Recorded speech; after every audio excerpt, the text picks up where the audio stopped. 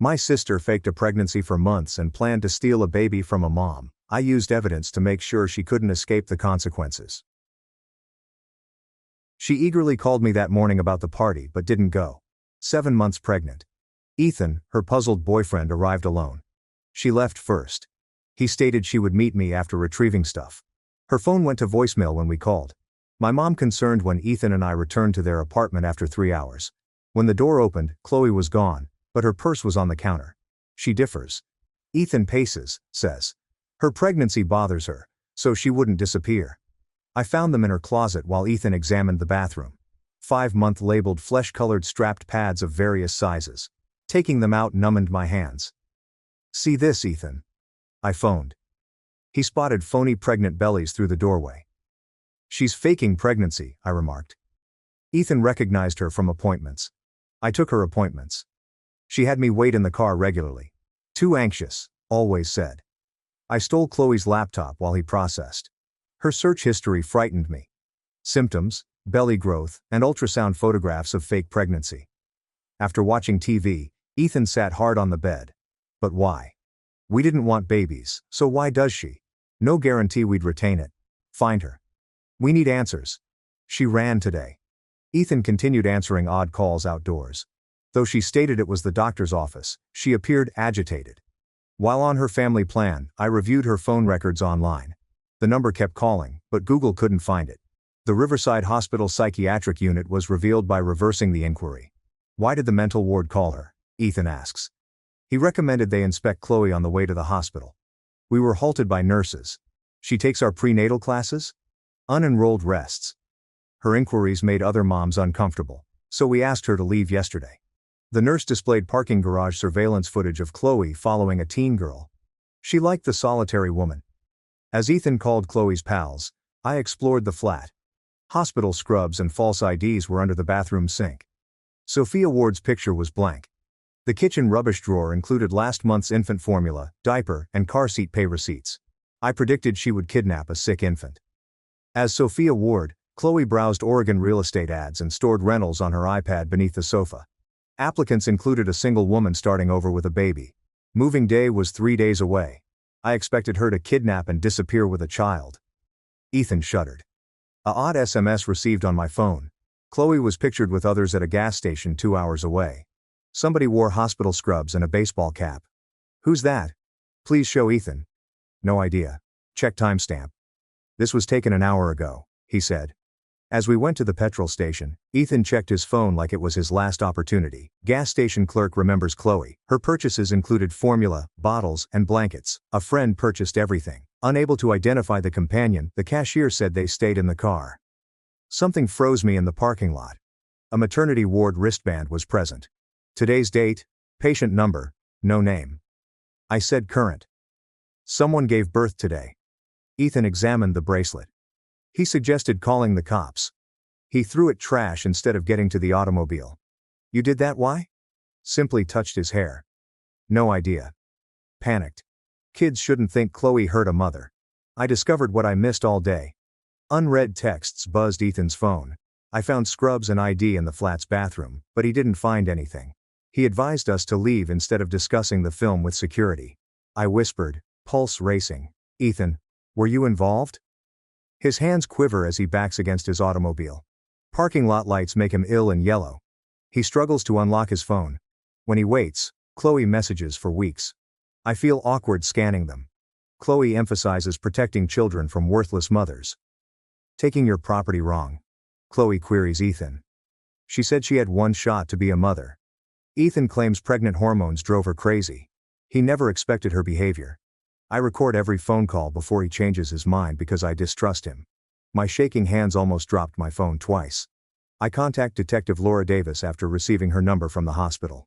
She answers on the second ring, and I tell her where we are and what we discovered. I must lock my car as she approaches. I saw Ethan through my car window. Head in hands, he sits on the curb. Detective Davis and 2 police vehicles park 20 minutes later. She walks out in pants and a jacket like she was home when I phoned. Gloves out of pocket, rubbish. She removes the hospital wristband with 2 fingers. After inspecting it under the light, she puts it in a plastic bag provided by another inspector.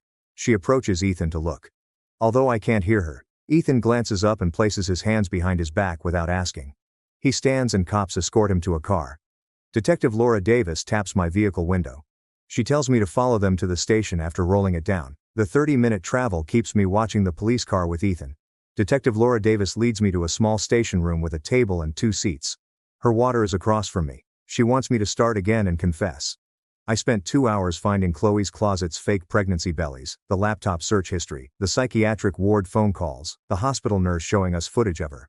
Following that teenage girl, the scrubs and fake ID badge under the bathroom sink, the Oregon rental application, the anonymous text with her photo, the gas station clerk who remembered her buying baby supplies, and the hospital bracelet in the parking.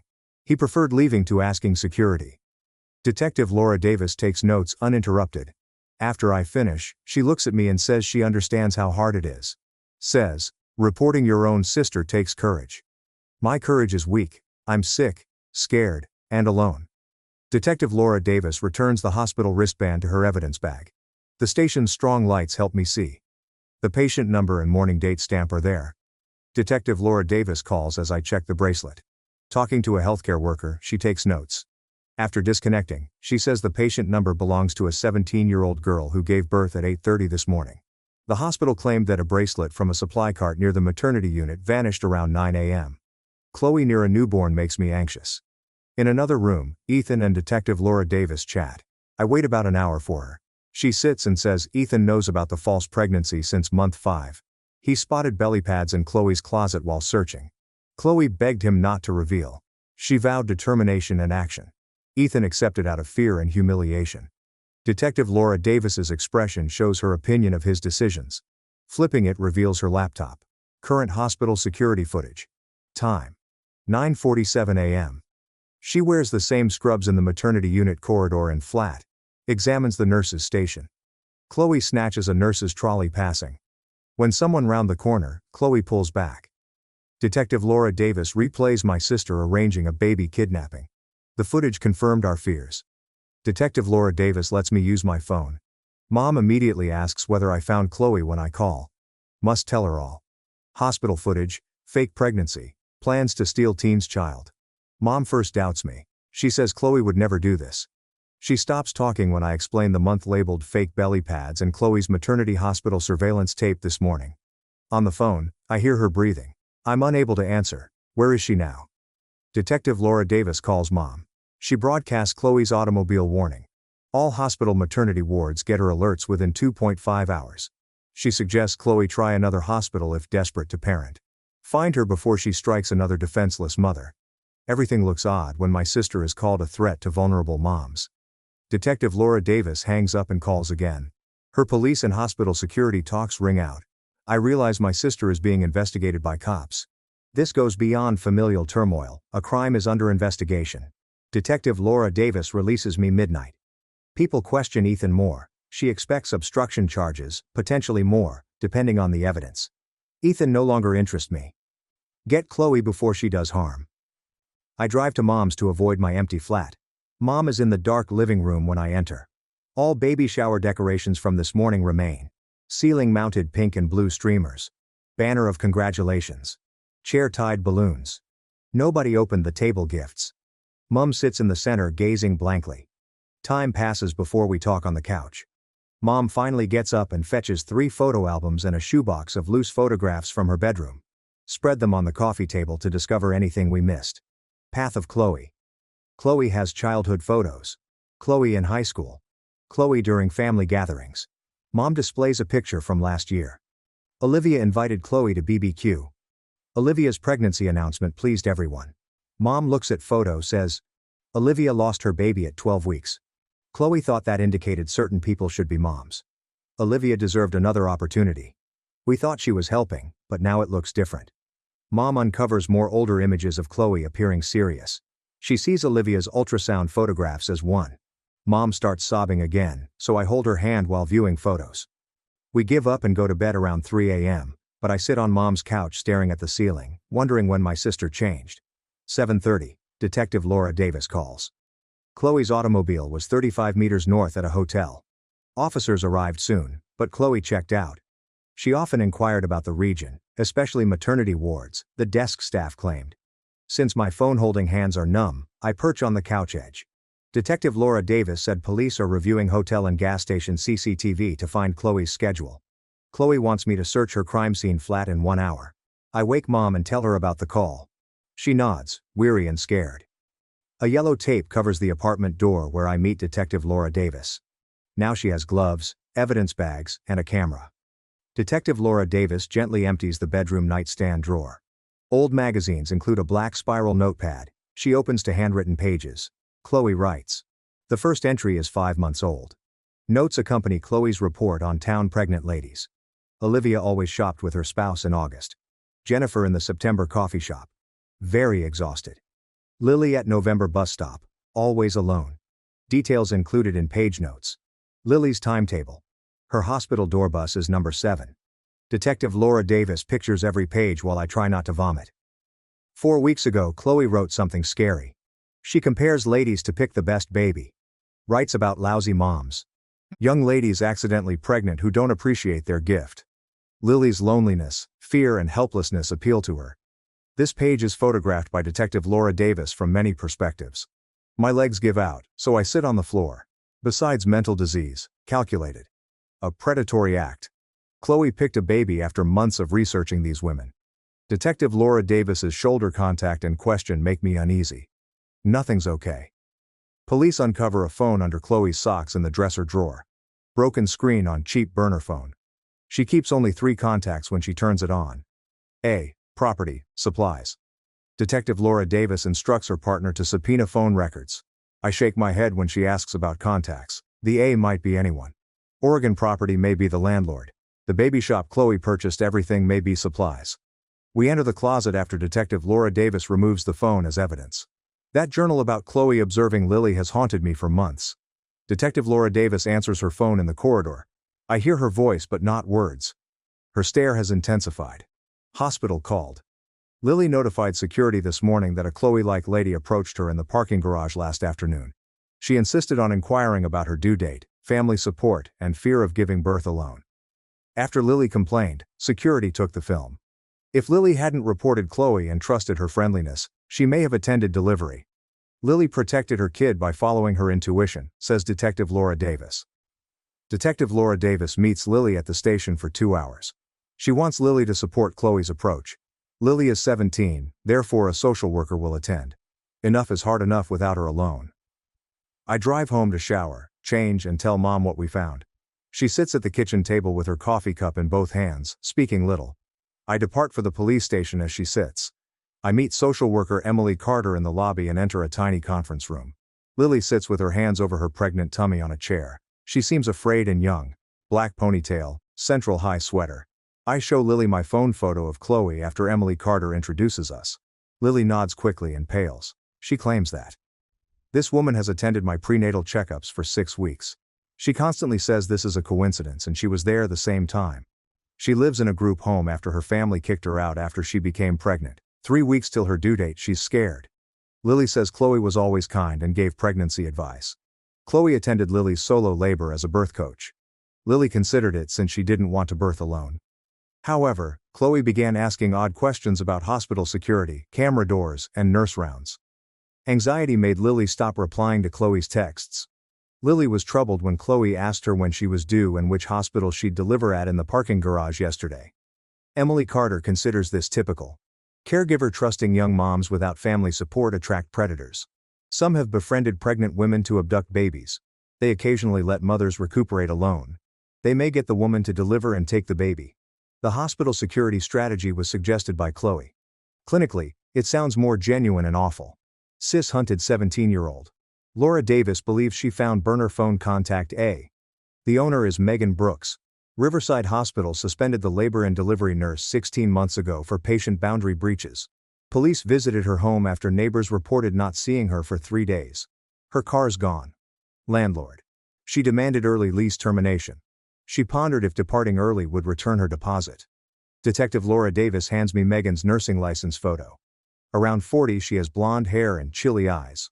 Although we've never met, Chloe saved her number on a throwaway phone. Detective Laura Davis checks Chloe's PC for social media. Finding a 6-month-old private chat between Chloe and Megan Brooks.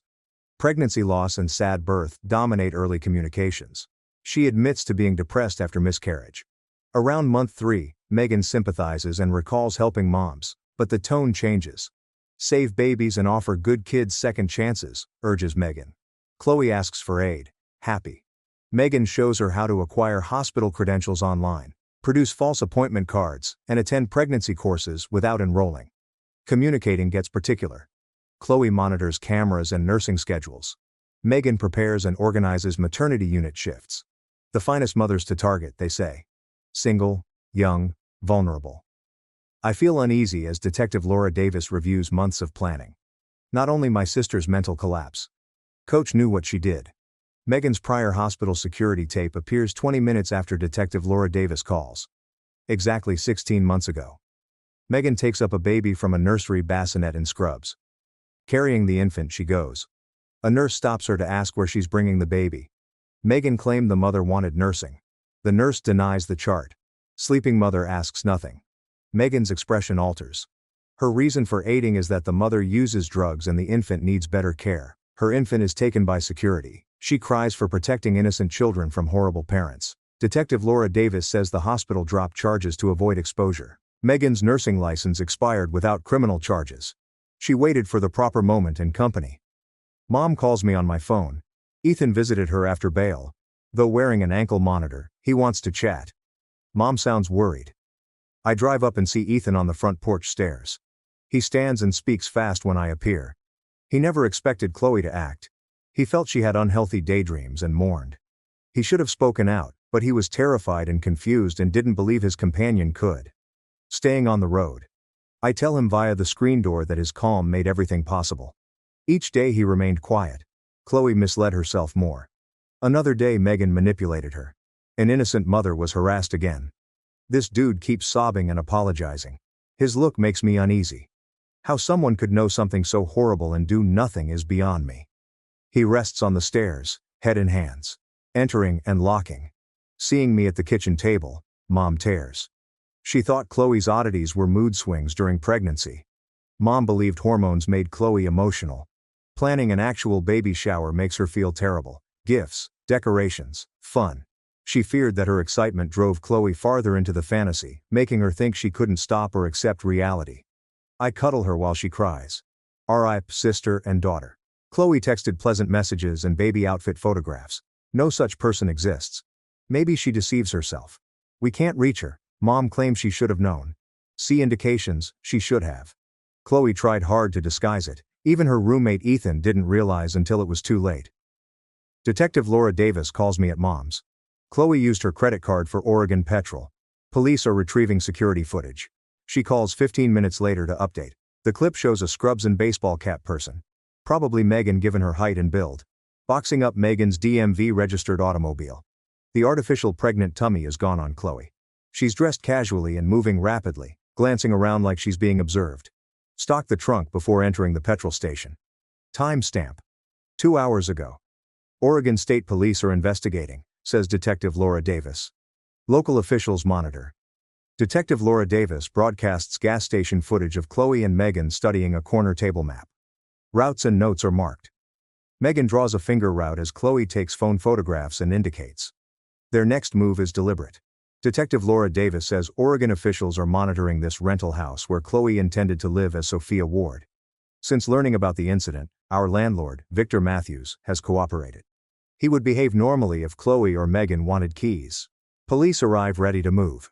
The net is closing, but Chloe doesn't know. She thinks starting again with a stolen baby is ahead of everyone. I can't sleep that night. I constantly check my phone for Detective Laura Davis updates in bed. All notifications make my heart race. I spend months scanning Chloe's texts. She sent me a onesie with the phrase, "excited to be a mom." 3 weeks before, she had back discomfort and swollen ankles. She sent ultrasound pics a month ago. It was all fake. Buy ultrasound online. With the onesie, she pretended. Practiced pregnancy symptoms. Knowing her complex falsehoods taints every recollection. It's unclear which portions of my sister were real. She may have loved or persuaded me. Unknown is worse than knowing she erred. At least bad things are understood. Nothing appears steady without the truth. Next morning, investigator Laura Davis visits Mom's house. Lily had a healthy daughter at 4:23 a.m. after early labor overnight. Hospital protects care. Lily and her child are jailed.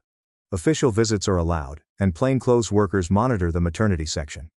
Fear about Chloe tempers relief that the baby is safe. Taking Lily's kid was her objective. The baby may make Chloe desperate. Desperate people act riskily. Detective Laura Davis said Lily won't allow guests and they've blocked all entrances. But I kept seeing Chloe and Megan studying the map, plotting their routes, and preparing. Detective Laura Davis reports another discovery. Megan and Chloe watch Lily's social media. Lily announced her due date 3 weeks ago. Comment threads revealed her birth hospital. Group home nursery photographs were shown. Public posts gave Chloe her answer. Although Lily's accounts are secret, damage occurs. Chloe knows her target's whereabouts. For Detective Laura Davis, plainclothes police patrol the maternity ward. Use hospital and visitor attire. Every entry and floor is monitored.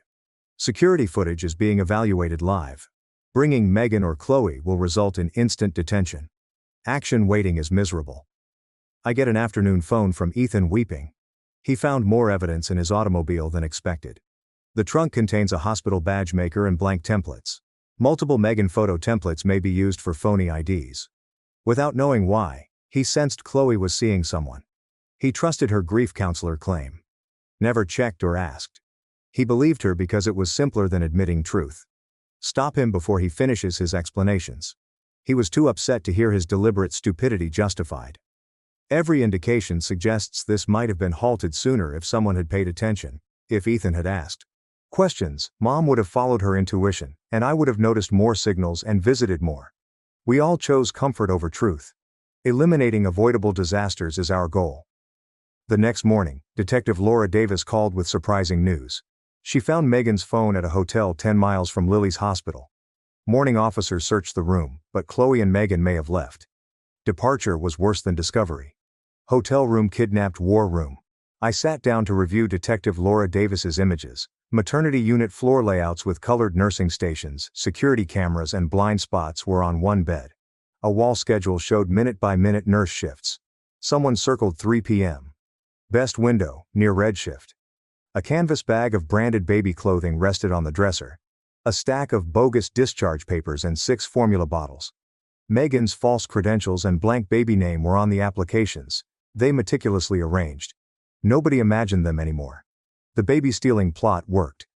Detective Laura Davis said this crime was intricately organized. Most newborn criminals steal spontaneously. The hospital was examined for weeks or months by Megan and Chloe. They know when to attack and circumvent security. They may have succeeded if Lily hadn't reported Chloe's strange conduct and the hospital hadn't strengthened security. That concept made me nauseous for hours.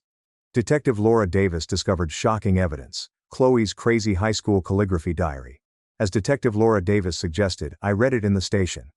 Beginning with a yearning to be a mother and feeling empty, the postings darkened and twisted. Chloe wrote that Lily's baby sent me cosmic messages. She found Lily too young and inexperienced during pregnancy examinations. The term, unfit mother, repeated. Chloe believed she could help this infant escape poverty. She said she'd be a better mom, earned this chance, and was destined to raise this child. Latest, 2 days ago. Chloe understood that her activities were improper by society's standards, but sometimes you have to break norms to achieve good. She compared herself to animal rescuers. She felt snatching a baby was like saving a pet. My sister's condition was revealed by her warped thinking. This beyond dishonesty and bad judgment. Chloe faked reality to justify evil. Detective Laura Davis saw me read and recognized it. Neither surprised nor afraid, she appeared sorrowful. A phone call later that day transformed Detective Laura Davis's life. Oregon landlord Victor Matthews claimed someone asked him to postpone key pickup. They needed the keys today, not in 3 days. Victor decided to meet after a peaceful call. He immediately phoned police as Detective Laura Davis instructed. Had them. Found phony belly pads in Chloe's clothes. We decided to halt this. Oregon State Police and Detective Laura Davis planned a rental property operation. Patrolling police drove unmarked automobiles and wore civilian attire. Victor acted normally with Chloe and Megan. We planned to let them acquire the keys and try to enter, then arrest them. Detective Laura Davis considered this the strongest evidence since it indicated intent to execute the scheme. Unable to await news at home, I told Detective Laura Davis I had to attend Chloe's arrest. I disregarded her warnings about danger and emotional depletion. After learning everything, I pursued my sister Chloe across 2 states. I deserve completion.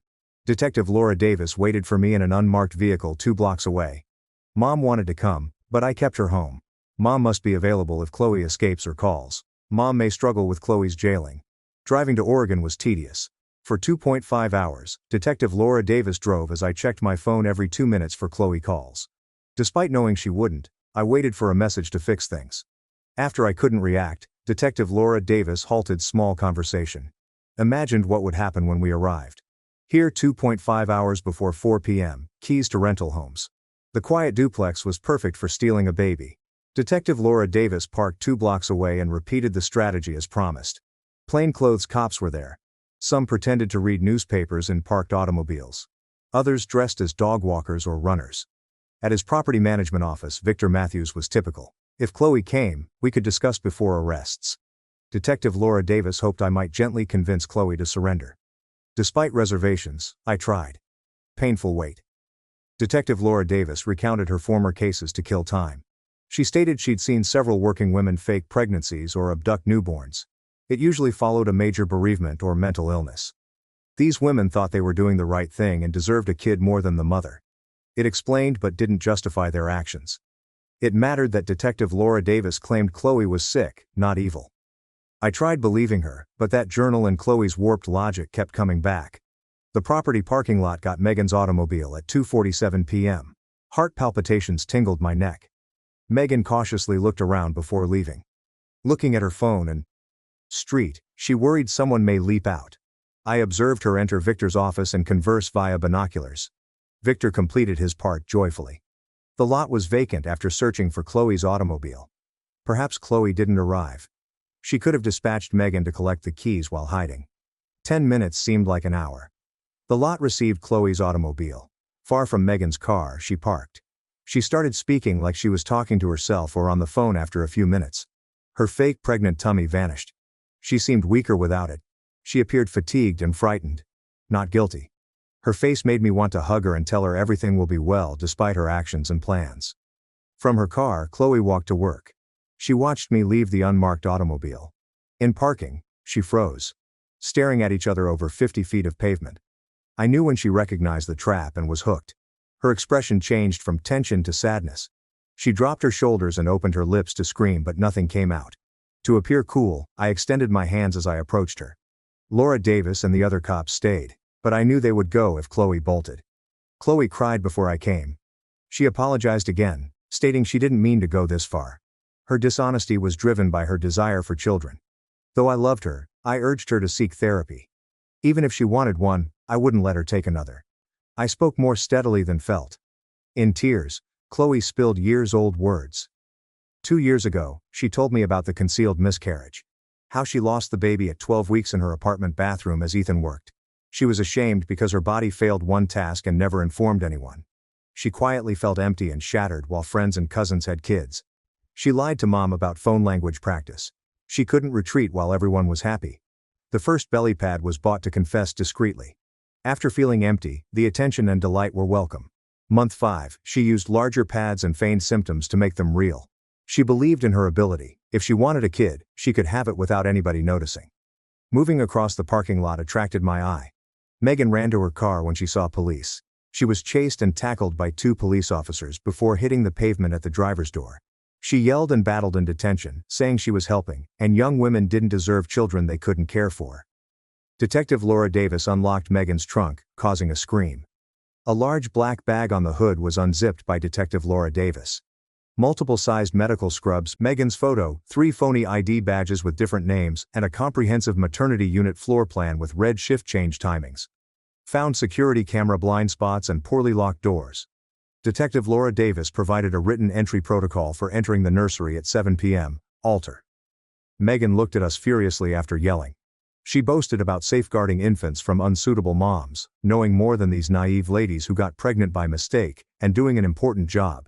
She yelled at us for stopping her without mercy. Chloe, crying alongside me, was approached by investigator Laura Davis.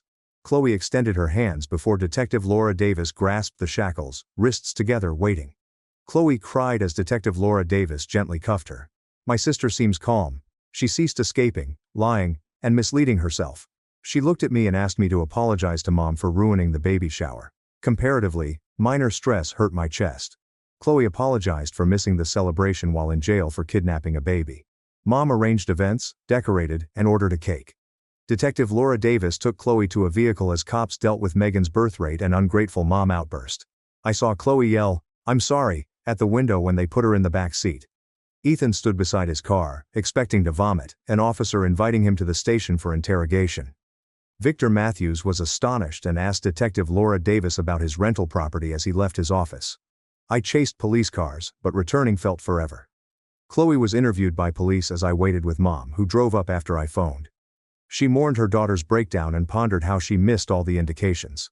Detective Laura Davis observed that Chloe was confessing, collaborating, and almost ready to speak the truth after repressing it for so long. After an hour, Chloe reported Megan's false pregnancy and online pregnancy loss support group findings 6 months ago. After sympathizing with Chloe's loss and loneliness, Megan said she deserved to be a mother over careless youth. Megan suggested taking a kid from a young single mother to improve the child's environment and protect the mother from a mistake. Megan made it heroic, like saving a kid, Chloe added. Megan taught her how to fake medical visits, buy belly pads, and make ultrasound photographs from pregnant websites.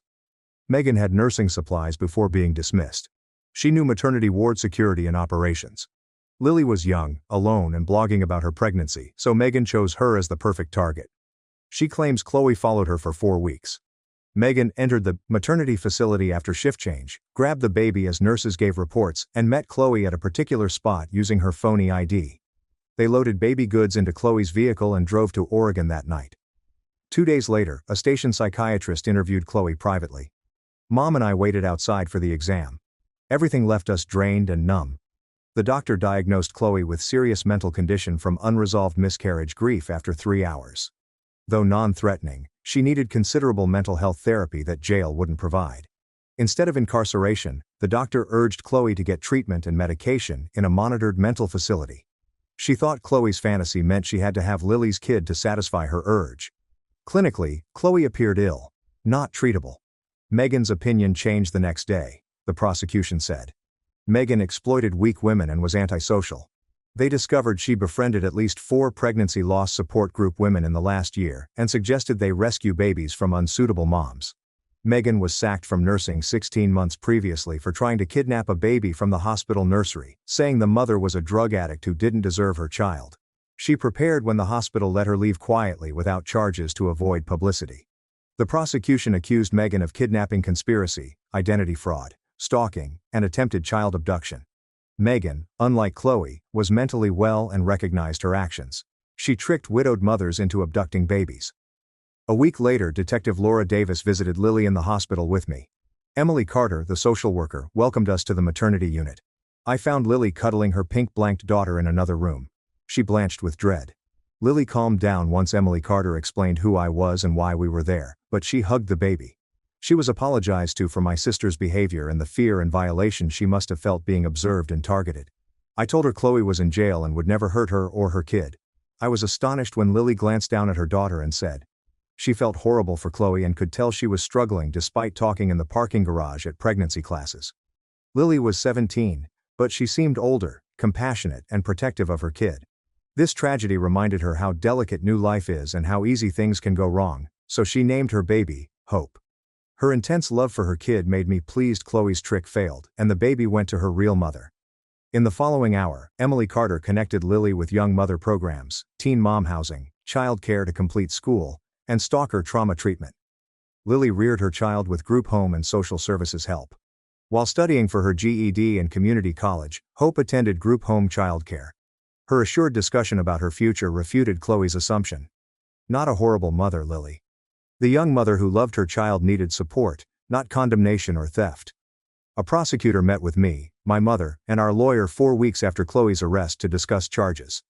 After her mental health exam and lack of criminal background, they offered Chloe a bargain to go to a psychiatric center instead of prison, but the terms were strict. She would be at the facility for at least 2 years, attend all therapy and treatment, take her meds, and face criminal charges if she didn't comply or commit further infractions.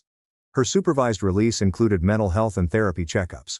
The prosecution argued that Chloe needed treatment, not punishment, and that a trial would be hard on Lily, who has just had her baby. Mom and I sat at the prosecutor's office the next week after countless nights of deliberation. Detective Laura Davis addressed trials. To calm her fears, she says Lily must testify about being watched and targeted. Chloe's mental health records indicated delusional thinking, thus a jury would likely commit her to psychiatry.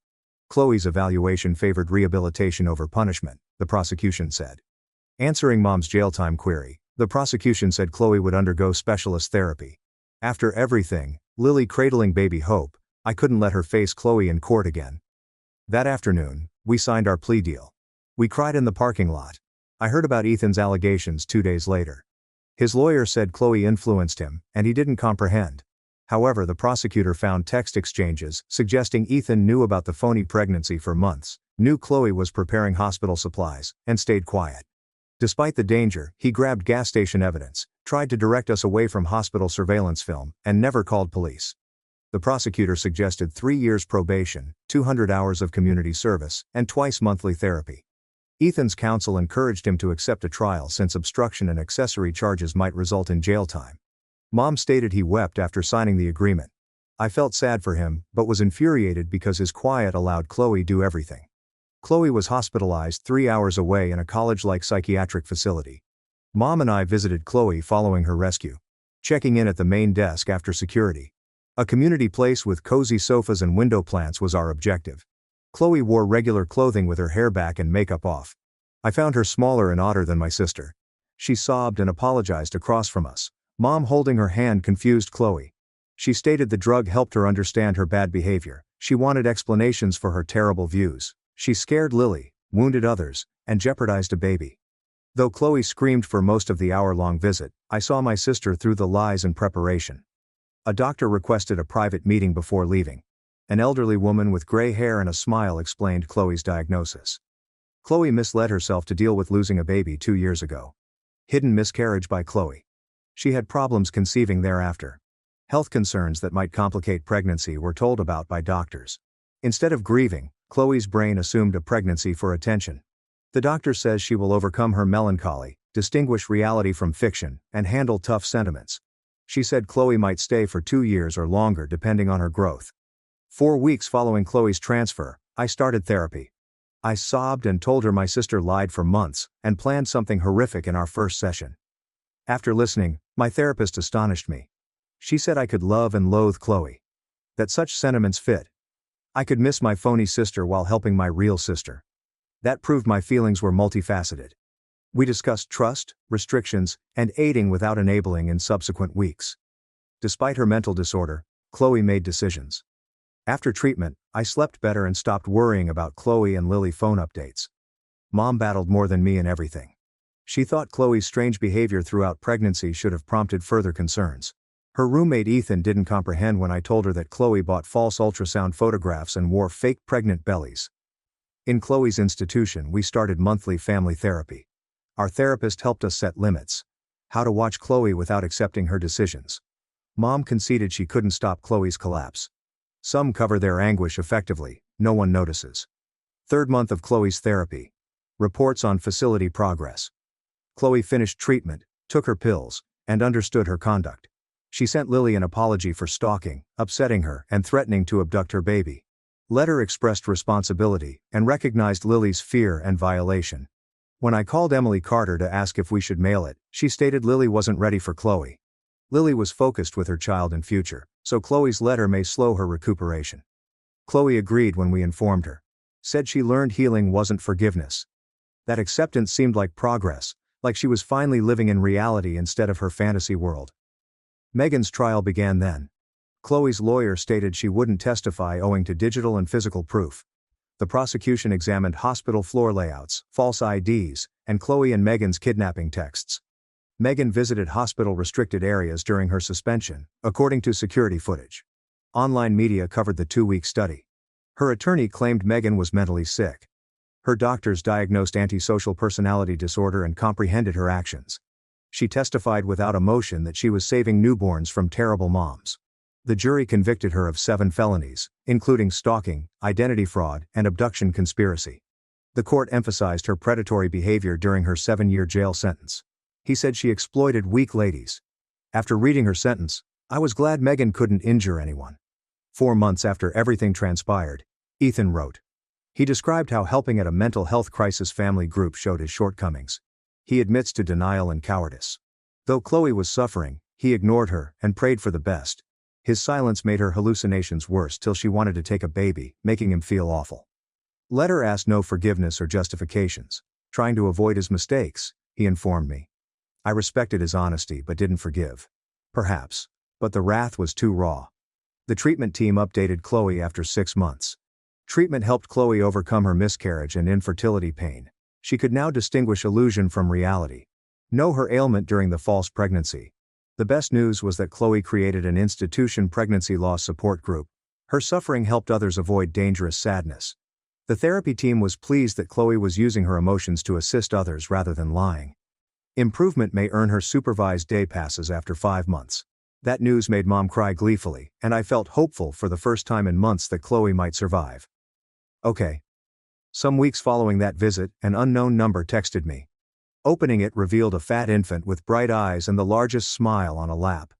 Lily described Hope at 6 months below. The infant wasn't the vulnerable newborn I'd seen at the hospital that day. The infant appeared healthy, joyful, and loved. Lily is entering community college in the autumn after receiving her GED last month.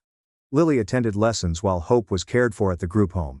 She took general education classes and contemplated teaching or social work. I felt lighter after reading her post, knowing that Lily was establishing a life for herself and her daughter despite Chloe's problems. She demonstrated young parenthood wasn't failing or giving up.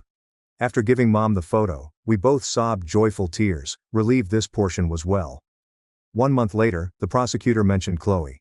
She spoke to Chloe's therapy staff and verified her facility progress reports. After her steady growth and comprehensive therapy, the prosecution reduced Chloe's sentence from indeterminate to 2 years with supervised outpatient treatment. Registered with county mental health services, Chloe attended treatment twice a week for the first year, then weekly, and took her prescription carefully. She can work and live alone with supervision after leaving the facility. The prosecution said this change was unusual, but Chloe understood her illness and committed to rehabilitation. We had our first hope after this catastrophe. First clue, Chloe may have a future beyond what she almost did. Mom and I visited for Chloe's early October birthday. We brought a little chocolate cake from Chloe's previous bakery and carefully selected cards. The bright, clean dining room with comfy chairs and huge windows. Unlike my expected frigid institutional rooms. Chloe looked better than in years, perhaps before the phony pregnancy. She had pigmented complexion and focused eyes, unlike prior months. Gaining weight helped her feel less hollow and scared. As we sung happy birthday and cut the cake, Chloe described her facility's grieving support group. After her release, she planned to utilize her grief to help others avoid catastrophe via community grief support groups. She wanted to identify individuals early and assist them grieve without injuring them like she did. Chloe worriedly asked about Lily and Hope during our vacation. Phone showed Lily's photo. Not fooled, Chloe glanced at it before crying. Those tears were kind. She claimed she was glad the kid was with her biological mother since her ideals were damaging. She detailed her self-forgiveness program and recognized some may never forgive her. She knew Lily owed her no forgiveness, understanding, or recognition. Chloe stated her therapist taught her that sincere regret is taking penalties without expecting anything in return, and was attempting to carry that weight. A week after Chloe's birthday, Detective Laura Davis told me the case was closed. Complete reporting and documenting eliminated gaps. She denied phoning regarding papers. She asked about Chloe, Mom, and myself. This case reminded her why she became a detective, not only to apprehend crooks, to assist families overcome challenges and avert calamities. She was delighted Chloe was treated, not punished. The system sometimes worked. Too often mental illness was criminalized and individuals who sought help imprisoned. Before hanging up, she said to call her if our family needed anything. It was clear she meant it. A year following her commitment, Chloe's treatment team advocated for supervised day passes. She can leave the institution for 8 hours with an authorized family member and obey the restrictions. Mom and I started inviting Chloe home for Sunday dinners to exhibit her family life while keeping order. First dinner was tense. Making conversation at Mom's supper table. We talked weather and TV while dancing around the elephant. No one to speak truth. Our routine returned in the weeks that followed. After old illusions reappeared, Chloe was more open about therapy. She didn't lie or act fine. Mom and I asked simple questions, and Chloe replied honestly, even when it was hard. Our relationship is more genuine now, improved somehow. Emily Carter informed me about Lily in spring. After earning her associate degree from community college, she obtained a full tuition and book scholarship to the State University's nursing school. Lily begged Emily Carter to inform me that she'd never forget what occurred but would build her future instead of living in fear. Smart and interested, Hope had reached all her developmental milestones. She showed her child daily that Lily was the perfect mother. You can love a child regardless of age or condition. Emily Carter said Lily sometimes advised working in maternal health to assist young moms find services. She was interpreting a dreadful event. After everything came apart, our family rediscovered a more honest, difficult normal 2 years later. After facility rehabilitation, Chloe moved into a monitored apartment with 2 other recovered women. Everyone had daily case manager visits and twice-weekly group treatment. She helped herself recuperate by taking calls and filling out intake paperwork at a grief therapy clinic part-time. Mom and I rebuilt our connection with Chloe on truth rather than comfort, setting clear limits on what we could and couldn't bear while supporting her. I learned that loving someone requires embracing their reality, not your ideal, and that sometimes the hardest thing is right. What she almost did bothers Chloe every day, but she's turned tragedy into meaning by helping others escape lost delusion. After Ethan died, our family is smaller, and some extended relatives can't accept that. Our strength is honesty, not pretense. Chloe's phony pregnant bellies and believing my sister could do anything so wicked still bother me. I appreciate watching Chloe grin honestly during Sunday lunch and know she's accepting reality. Rehabilitation's mess has replaced Mom's baby shower decorations. It seems more serious than fake pregnancy celebrations. End of story. My speech was unscripted and friendly.